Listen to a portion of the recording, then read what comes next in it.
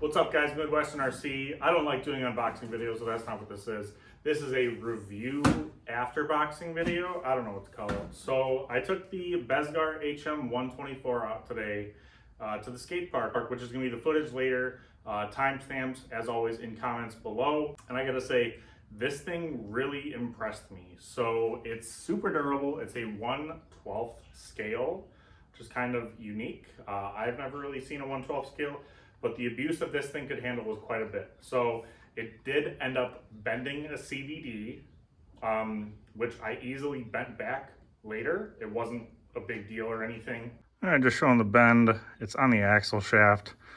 So I'm just gonna take vice grips, hold that down, put a nut on, put a wrench on, and then just kind of straighten it back out. One of the wheel nuts fell off, and this was even after I cranked pretty hard on it. So I don't really know. I guess just check the wheels while you're running the car, or you can use a dab of purple Loctite. I use this on my Mojave on the wheel nuts, and I never have a wheel come off. And those cars are notorious for wheel nuts coming off and the plastic hex strips out. So I will be doing a tiny little dab of purple Loctite the next time I go to use this car. So they have lights, 4 lights right there, 2 lights right there. You'll see them in the video. This thing took a ton of use. The one thing I did notice about it was it didn't have really the wheel speed in air, I'm assuming, to kind of correct on a incline. Like if this is the front of the car and this is the back of the car, when it's kind of sinking down, full throttle, you're kind of gonna keep going down. But what I did learn, you'll see this in the video, if you just hit the ramp full throttle and then literally hold full throttle, it just like lands almost perfectly every single time. It's really weird. And then I also learned in the video that if you smack the brake right at the lip of the ramp as you're going off of it, front flips. This thing, I don't know if it's gonna be able to backflip. I am gonna change the pinion gear out, as I've heard that putting a taller pinion gear on this thing will give it more wheel speed so you can have better control in the air. I will try to find the link for that. I'll put it either right here or later in the video. I'll see it and find it. But pinion gears are cheap, and I haven't put it on yet, but I've never had a pinion change where it was like a hard job or anything. I didn't bring my temp gun, of course, as always, but at the end of my run today, I just used 1 battery. At the end of my run with just 1 battery, the motor was like a hair above like the ambient temperatures, and it's like 60 degrees out today, if you can't tell. So with that said, you could, in theory, run a few teeth taller of a pinion gear and the motor won't do too bad. It does have a heat sink, it doesn't have a fan, but the fact that it has a heat sink, I like as is. I did crack the body. This was landing it roof down, going off of a quarter pipe at almost full speed. So take that into consideration. I will be able to fix it with Gorilla Tape, and I think it's gonna hold up. It's a Lexan body. But what I like about this car and what they give you is they give you 2 bodies. So they give you a blue one and then they give you a gray one. I do like the blue better. I think a lot of people are gonna like the blue better. But the fact that they just give you a second body from the get-go, that's awesome. They give you not 1, not 2, but 3 batteries. They have a wall charger that plugs into your USB port. The batteries do take a while to charge, like I think an hour or 2, maybe a little longer than that. But if you charge all 3, and then want to go out and use all 3. I mean, in the video that I did today, I thought I was going to need at least 2 batteries to get like, I don't know, make this like a 10 to 15 minute video. No, like 1 battery lasted me quite a while. And since the motor didn't get hot and the ESC wasn't hot, technically you could just run all 3 of these batteries and have like an hour, 2 hours of fun. The transmitter is actually really nice. It has adjustable steering trim. It has adjustable steering rate. So if your kid's using it and they're just left and righting it, you can kind of turn that down so they can kind of get to know like, oh, if I want to turn a little bit left, I don't have to just crank it all the way to the left. You can also turn the speed down. So if you have a 5-year-old and a 10-year-old, the 5-year-old, turn it down a little more. The 10-year-old, turn it up a little more. For yourself, turn it up all the way. It's actually really ergonomic. I do like the feel in my hand. It also came with a little lipo bag. These aren't lithium polymer batteries. They are lithium ion batteries. It comes with a spare parts kit, which I ended up using at the skate park. It has a screwdriver. A lot of the bolts on this are Phillips, but it's like a nice size Phillips, so it's not so tiny that like when you're trying to crank down on the screw that you end up stripping it out and then you're like, I wish this thing had a hex. It comes with some spare screws, spare wheel nuts, spare pins, which in the video you'll see, I had to use a spare pin and a spare wheel nut. So definitely, if you're gonna have one of these, purple Loctite I think will be your friend, or bring your little cross wrench, and then every like 10 minutes, if you're really bashing this thing, just tighten them down, just to be safe. Oh, it comes with spare body clips. Comes with, I think, 4. I have 2 left. So I think how it came stock, the body clips are in back to front, just like that. If I nosedive this thing, it was enough shock to just pop this out. I had it at the skate park today with them in front to back, and I didn't have a single body pin fall out. It also comes with spare lights with all the wiring and everything if you want to run that second body. So without further ado, let's get to the skate park and run this thing. Today we're not going to be doing any dirt. We're just going to be at the skate park.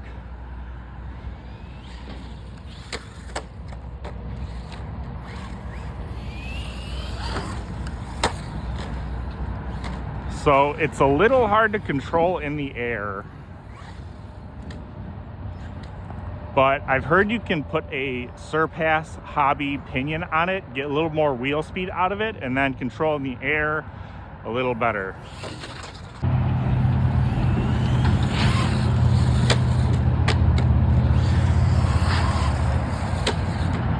It just nosedives. See if I can crawl up this in my slides. Nope, I'm sliding. Maybe we'll do it from up here.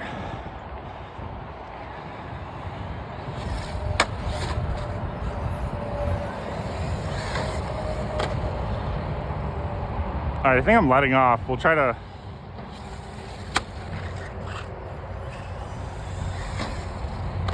All right, so I guess the trick with this is just go full throttle.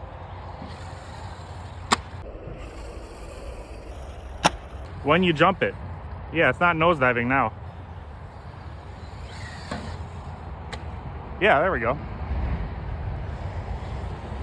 It's like once you let off in air, when you normally would for bashing, it just nosedives. Really weird. Maybe it has, I don't know if it has a drag brake or something, or if it's a weight distribution issue.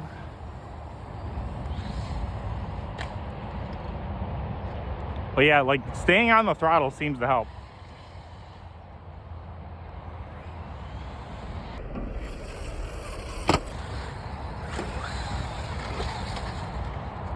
Oh man. Here, I'll just slide down. I feel like Tony Hawk. Let's talk about skateboarding real quick. Okay, so I used to skate a ton when I was younger. I was that kid. I was the skater kid, you know. And I feel like, you know, like Rodney Mullen, Tony Hawk, Bucky Lassick, all the guys from like Tony Hawk's Pro Skater, Bam Margera.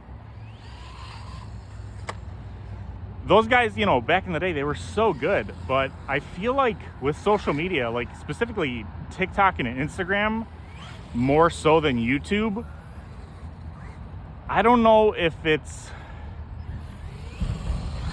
just because of having like social media and having more guidance on how to do tricks is what's making people better, or if it's like the motivation to go viral and like get sponsored and blah blah blah.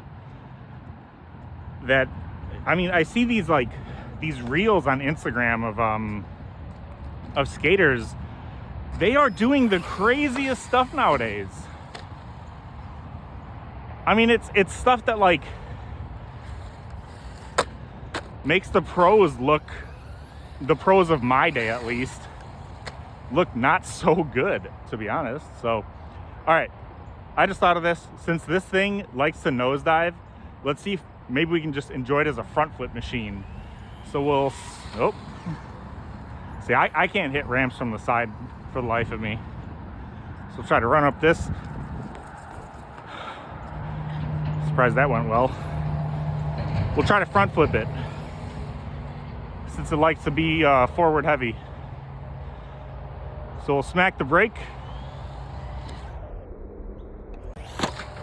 Okay, that was cool. That was tight. All right, all right. This thing won't backflip that well, but it front flips pretty easily.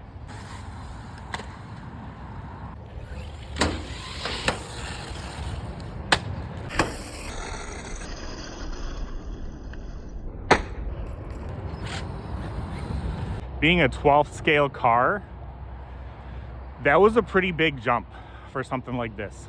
We'll just try it from over here.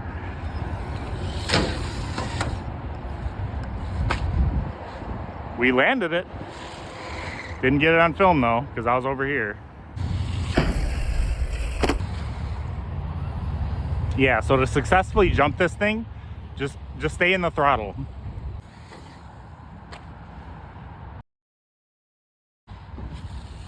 I'm not gonna lie, I was actually really skeptical and a little disappointed with this thing when I first started jumping it here. But after realizing that you just stay in the throttle and then you can land it, I mean, it kind of just spun out right there, but it landed on all fours. All right, so we're gonna get a little head start, you know, dust off the slides so I don't eat crap going up this ramp. There we go.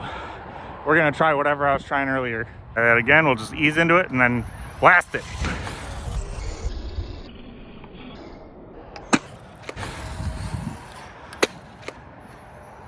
All right, so it's still nosedived even after going full throttle out of it. We'll try that again. And this isn't a torture test video, but I'm kind of torturing this thing. And I gotta say, I'm pretty impressed.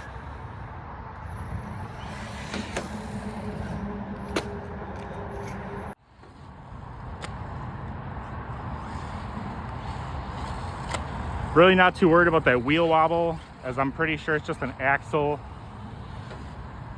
The CVDs in these things, they're not bash proof. I mean, you can have fun with it for sure, just like that. But the nice thing is that you can bend them back really simple. And I had the Bezgar, I believe it was the HM124. Same thing happened, actually just from dropping it on the ground sideways. One of the axles bent a little bit and I just took the wheel off. I took one other easy thing off, and then I was able to like grab vice grips, hold it with pliers, and then just bend it back straight. Had no issues since then.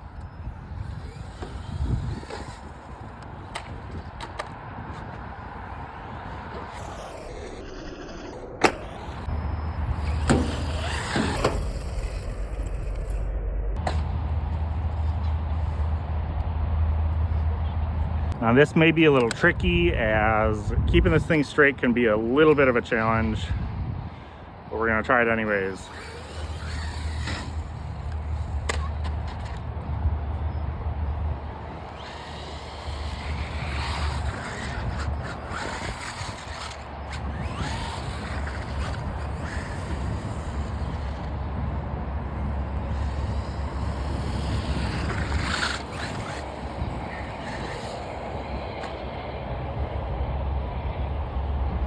So another tidbit I want to add in this video. So I'm leaving the skate park right now.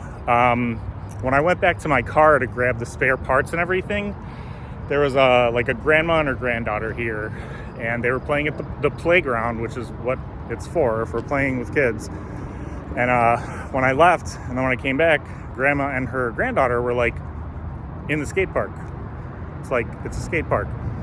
Now, granted, I'm using an RC car, not a skateboard, but no skaters. I never see them here during the weekday, during the day. So I went there and I like kind of tried to be like, all right, like I'm here. And they just like stepped to the side and wanted to watch. So I politely and respectfully, I just told Grandma, I was like, hey, like, do you mind if you just watch behind the fence?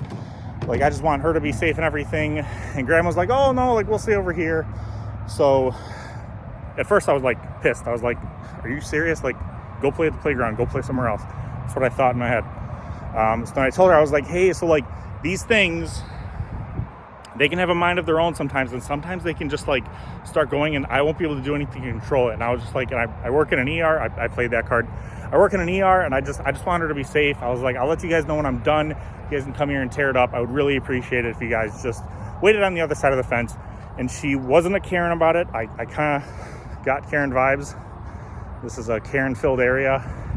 And she was super cool about it. She was super nice. Let me finish filming the video.